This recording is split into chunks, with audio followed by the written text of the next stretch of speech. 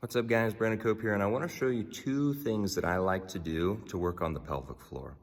Pelvic floor is really difficult because there's a lot of hip stretches that get some of the hip muscles around the pelvic floor, but it's really hard to actually take the two bottom parts, those sits bones, those ischial tuberosities, and actually spread them apart a little bit to stretch out the pelvic floor.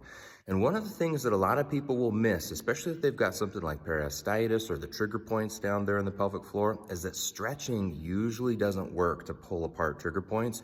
You have to roll through it. And a lot of people will try to roll through it with foam rollers, but I think it works better if you sit on a little chair or a little stool and you roll through it with the ball. So I'm gonna show you how to roll through it with the ball.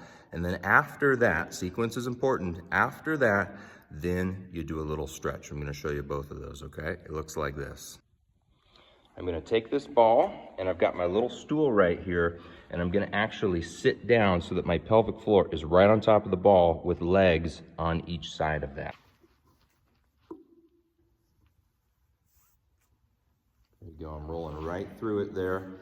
I'm getting it right in between. I'm gonna move the ball kind of the edge just so you can see. I'm not underneath my hip, I'm in between the hips, and I'm inside the pelvic floor there. And I'm usually trying to offset my weight with my hands, lifting myself up a little bit of weight onto my legs, and I'm rolling forward and backwards through there, forward and backwards. You don't wanna sit all your weight on it because that can be too heavy for you. And you go slow, you make it light, and you take your time. Okay, second thing, after you're done rolling the pelvic floor with the ball, you can stretch it apart by doing a big lower back and hamstring stretch.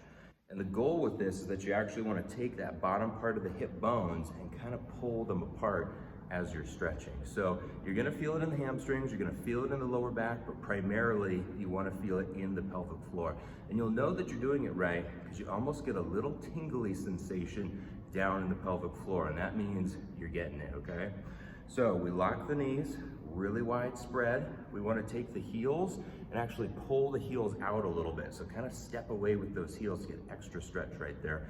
Then I'm going to lean forward with the upper body, bend the head down, and I should start getting a pull right down through there in the pelvic floor. Give it a couple minutes to make sure that you're slowly relaxing. A lot of people lose their stretch because they hold tension in there and they don't fully relax. So let yourself breathe slow and try to fully relax the pelvic floor.